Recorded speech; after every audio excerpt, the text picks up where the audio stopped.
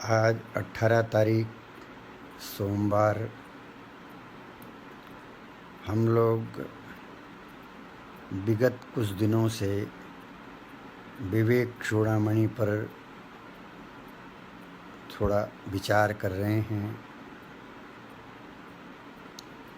4 श्लोक हो चुके थे, आज 5वां श्लोक है।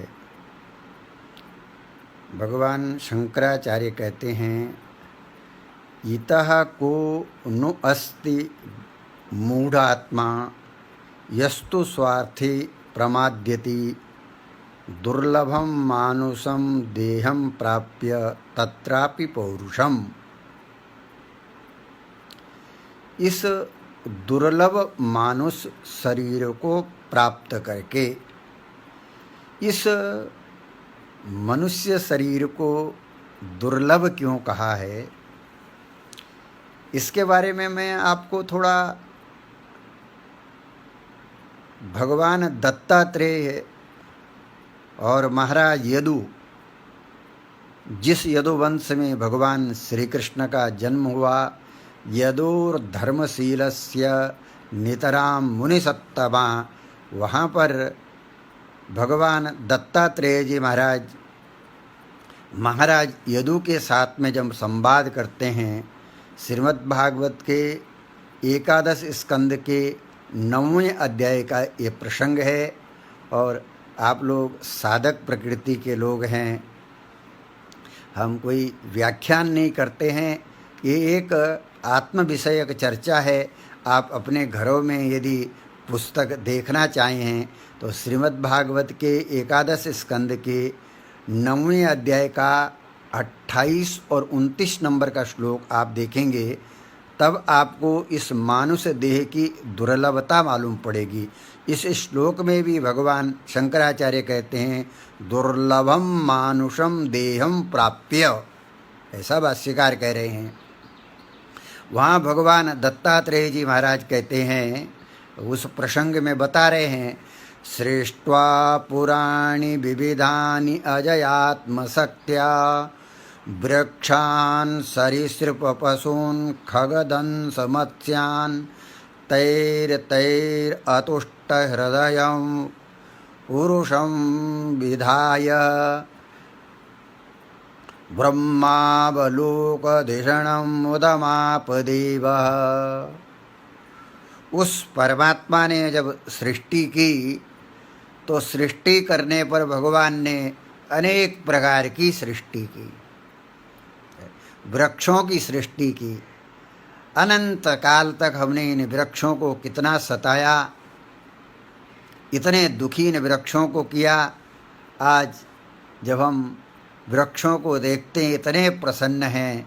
द्रोमास पुष्पा, जो महाकवि कालिदास ने लिखा है, आज वातावरण इतना शुद्ध है, वृक्ष प्रसन्न हैं। इन सब सृष्टि करने के बाद भी लिखते हैं, तैर अतुष्ट हृदय पुरुषम विधाय। इन सब को बनाने के बाद भी सृष्टा के मन में तृप्ति नहीं हुई, संतोष नहीं हुआ। फिर सृष्टा ने क्या किया, पुरुषम विधाय, आपको बनाया। और आपको बनाने के बाद उस परमात्मा को बड़ी प्रसन्नता हुई, क्योंकि ब्रह्मावलोकधिषणम, क्योंकि आपके पास में उस परमात्मा को प्राप्त करने की सामर्थ्य है। लेकिन सामर्थ्य होने मात्र से भी आप उसे प्राप्त नहीं करते, और प्राप्त नहीं करते तो सामर्थ्य का दुरुपयोग हो जाता है। और जिस प्रकार भगवान भाष्यकार इस श्लोक के अंदर दुर्लभम मानुषम देहम, उसी प्रकार से वहाँ पर भागवत के 9वें स्कंद में वो कह रहे हैं, लब्ध्वा सुदुर्लभमिदं बहुसंभवान्ति मानुष्यम अर्थदम अनित्यमपीह धीर तूर्णं यतीत न पतेद अनुमृत्यु यावत् निःश्रेयसाय विषय खलु सर्वतः स्यात्। कहते हैं धीर पुरुष बहु संभव जन्म अंते, बहुत जन्मों के अंत में इस मनुष्य शरीर को प्राप्त करता है, लेकिन बहुत जन्म के बाद भी जिस मनुष्य शरीर को प्राप्त करता है तो क्या कहते हैं, मानुष्यम अर्थदम अनित्यम अपि इह। ये मनुष्य शरीर जो है अनित्य है और अनित्य है ये, लेकिन इसकी खासियत क्या है, अर्थदम।